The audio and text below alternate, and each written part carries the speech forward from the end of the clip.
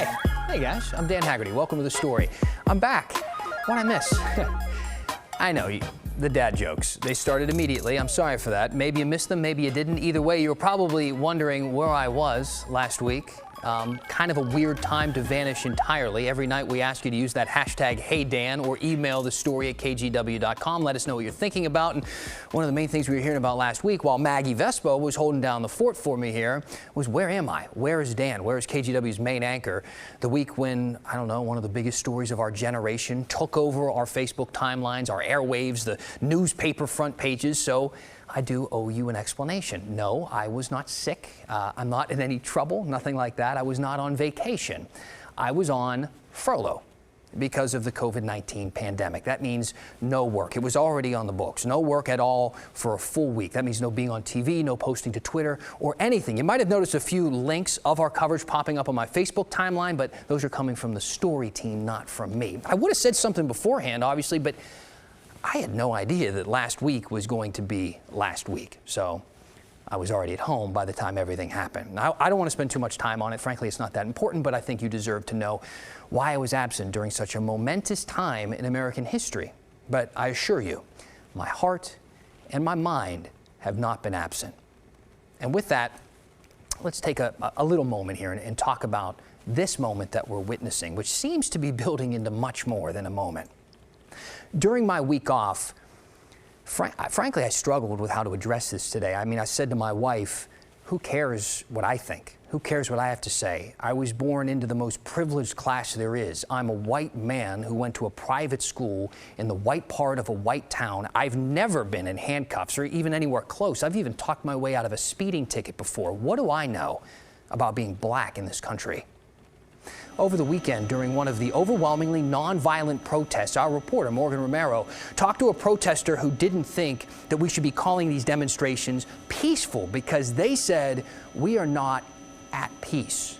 I've heard people in the black community explain that to me for years. I mean, we all have. Hands up, don't shoot. Black lives matter. Athletes going down and taking a knee. I can't breathe. And that's just in the past like 6 years. Hands up, don't shoot was in 2014. That just happened. The privileged people in this country have heard those cries for generations.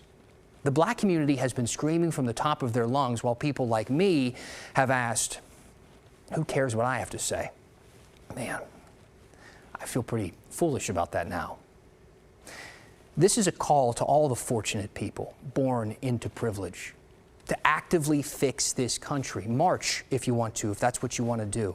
But if you ask me, it's even more about your friends, the conversations you have, the posts you put online every day from now on. I'm proud of what I'm seeing in this moment, but this seems to be building into much more than a moment.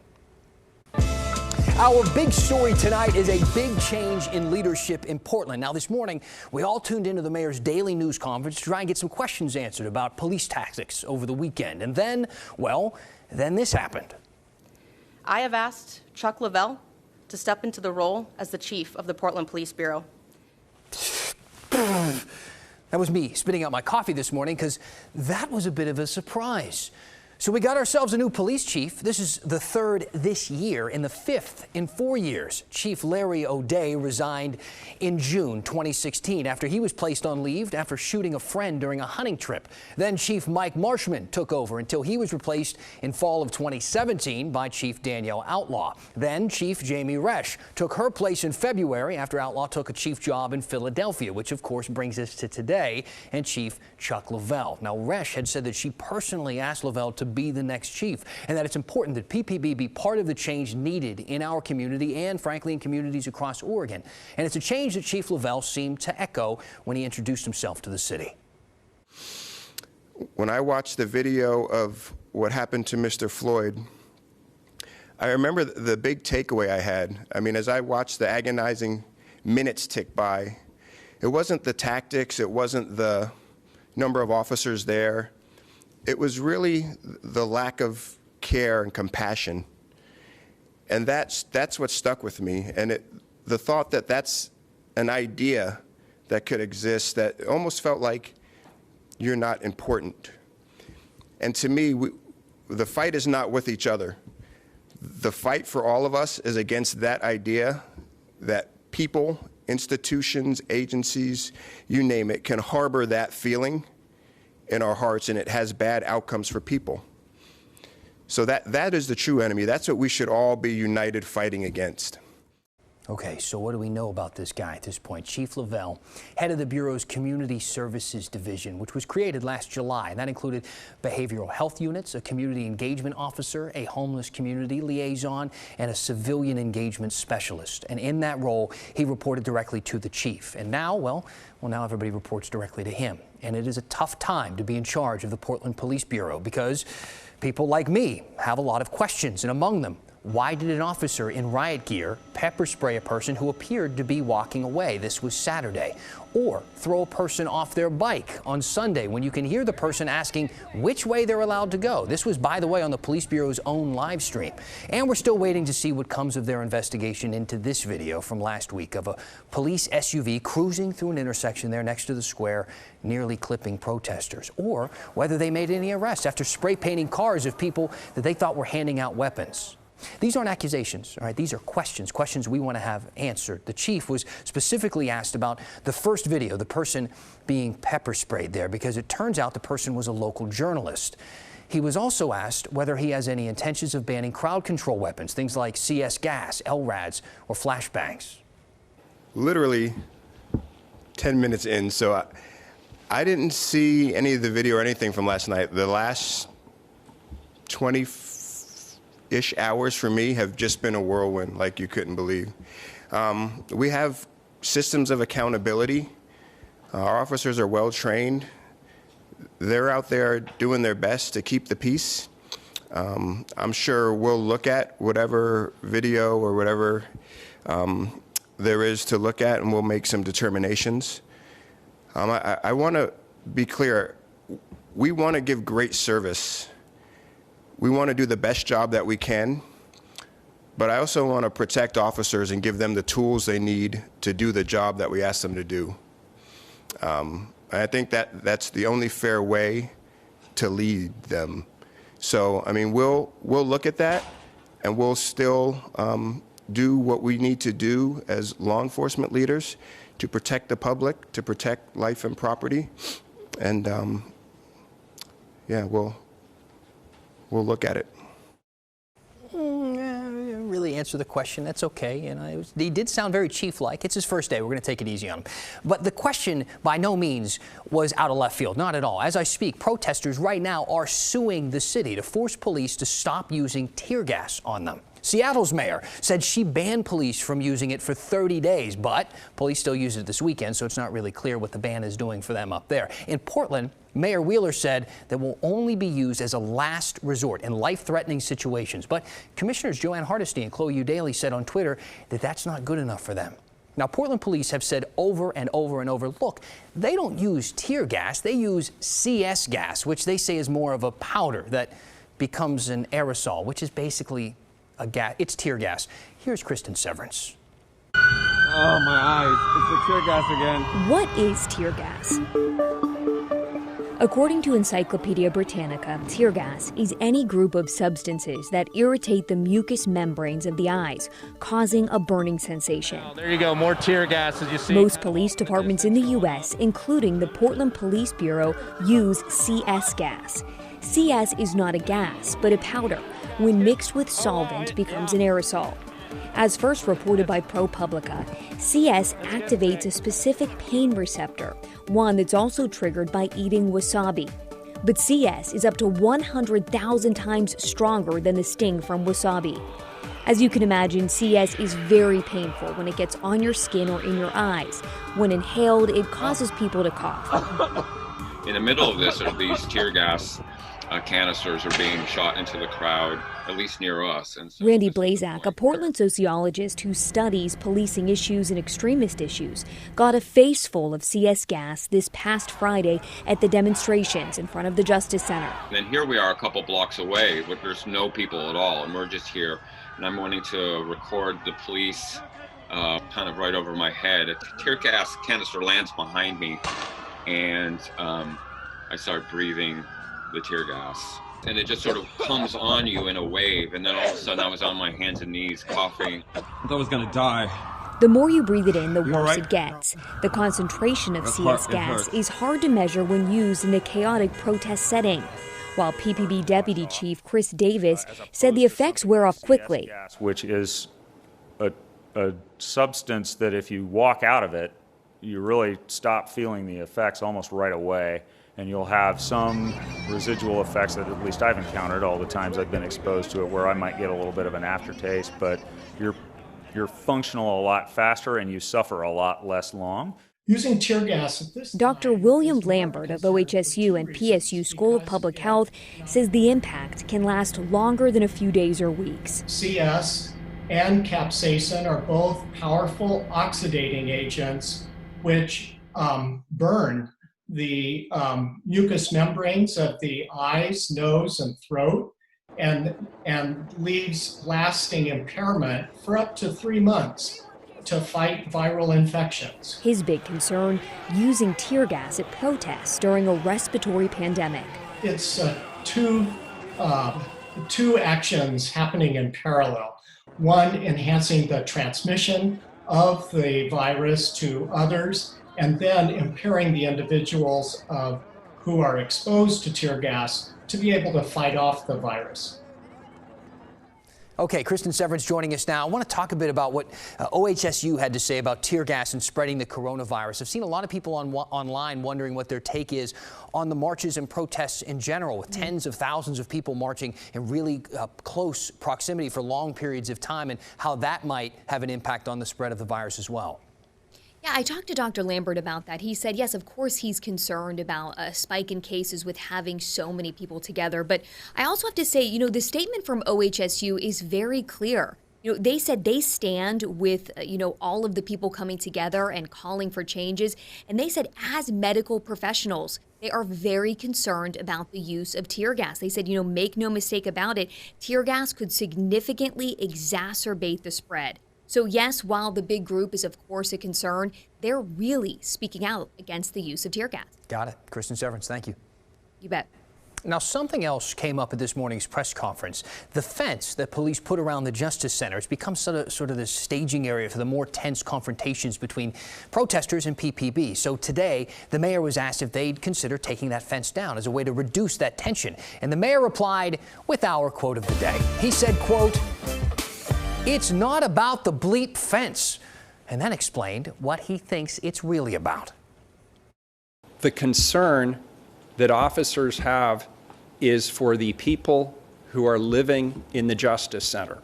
And last week, we had people break through the doors of the Justice Center and light it on fire while people were living in it. It's the people that is the concern. The mayor also clarified that the county is in charge of the Justice Center, not the city, so technically it's their call. So Portland Mayor Ted Wheeler is obviously taking a lot of heat for the police tactics being used during these protests. But another nearby mayor is dealing with even more criticism for his own comments about police shootings. Last week, Oregon City Mayor Dan Haggerty posted this on Nextdoor. He wrote, quote, "Not to nitpick, but there were actually 10 unarmed black people killed by police nationally. Of those 10, 6 were actively attacking officers, and the other 4 officers are either under indictment or standing trial. That's 10 out of maybe 60 million blacks in this country. That's hardly an epidemic." Now, it is not hard to see why people were unhappy with that statement from the mayor of a city of nearly 40,000 people, basically saying not enough unarmed black people have been killed by police for it to be considered a problem. Now, some people have started a recall campaign against Haggerty on Facebook, and yesterday the Oregon City Commission held an emergency meeting to talk about his comments. During the meeting, Haggerty defended his post, said that in his opinion it wasn't racist, and that he's committed to treating all of his citizens with equal respect. Then this happened about 30 minutes into the meeting. With that, I will turn it over to Commissioner Al Smith. Thank you very much. Are you leaving? I am. So you're not interested in what the rest of us have to say? I'll hear what the rest of you have to say on the recording. Okay, thank you. Thank you. All right, to be fair, when he said he'd treat everyone with equal respect, he never really specified where that level of respect would be. Now, this isn't the first controversy involving Holiday. In April, he planned to reopen Oregon City, despite the governor's stay-at-home order against doing that, and the attorney general warned him that he could face legal action if he did it anyway. Oregon City Commissioner also said that they never considered reopening at all, and that the mayor did not speak for them. Now, something interesting that I think we should speak about is, rumor has it some of these Black Lives Matter protests have been infiltrated by so-called outside agitators, far left groups or far right groups, Antifa, Nazis, Proud Boys, any number of groups that have a reputation that comes with some violence, especially here in Portland. Now, here's the thing. While these rumors have been spreading on social media like wildfire, the truth, on the other hand, has been spreading much more slowly, that these invasions, you could call them, of outsiders are hoaxes. For example, this story from NBC out of Klamath Falls. A diverse group, Lives Matter protesters, a black musician named Frederick, said that it felt like walking through an enemy war camp. It turns out the rumors, well, they just weren't true. There were no Antifa invaders, no hidden forces within that protest. And in the case in Klamath Falls, fortunately, nobody was hurt. Nothing grew out of control. But up in Forks, Washington, an Antifa scare was enough to convince people to chainsaw some trees down to block a road so that imaginary Antifa buses couldn't get through. They even harassed an innocent multiracial family. And last week in Idaho, a small militia of people turned out with weapons to defend storefronts from an invisible enemy that never showed up. Now, it's one thing to defend yourself from an actual enemy intent on doing you harm, but it's another to believe unfounded internet rumors and line the streets with weapons, doing nothing but scaring your neighbors. When the story continues. Now, don't forget, we are still in the middle of a pandemic, and Oregon just saw a huge spike in cases yesterday, and not because of the protests. So what does that mean for Multnomah County's chances of entering Phase 1 on Friday? Hey, welcome back. Keep tweeting us. Use that hashtag #HeyDan. Send me an email or Facebook message. We love getting all of your questions. And some of you have been writing in to make sure that we don't forget about the coronavirus pandemic. We have not. Don't worry. We're definitely not forgetting about that one, especially because Oregon is seeing a big spike in cases right now. 146 new cases reported yesterday. Now, that's the highest single-day total since this pandemic began. And today, they reported 114 new cases, also a huge number.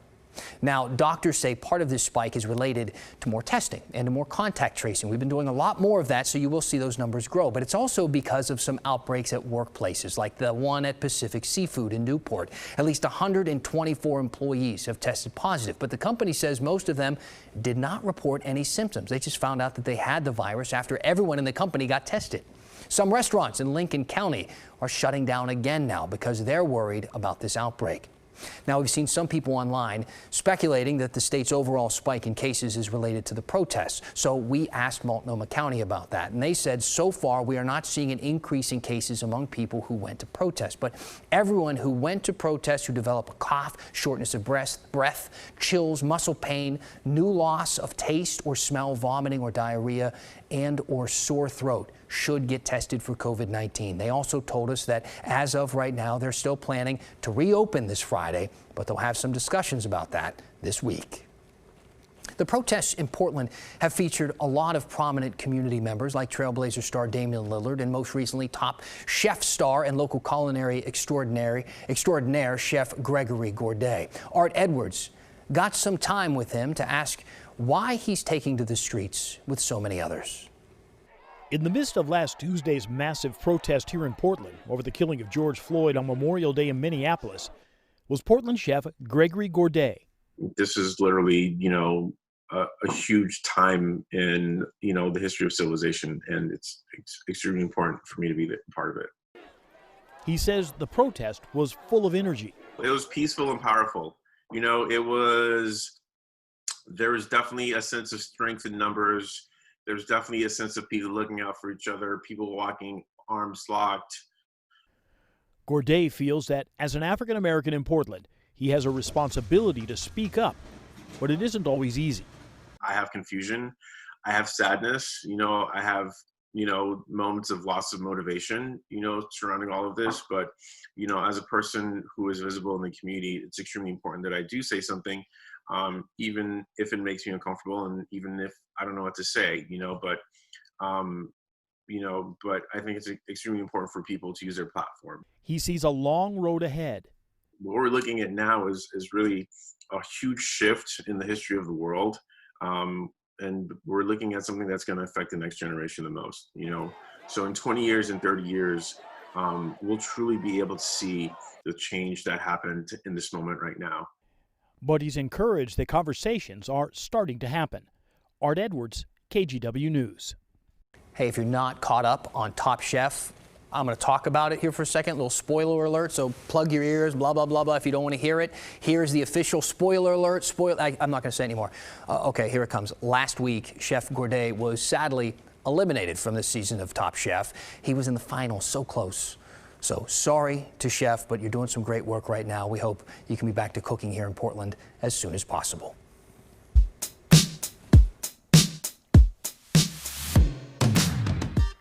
Hey everybody, I'm Matt Safino. Welcome to the weather story today, and I too was off last week, so it's good to be back in the fold. Hey, you know what we're talking about today?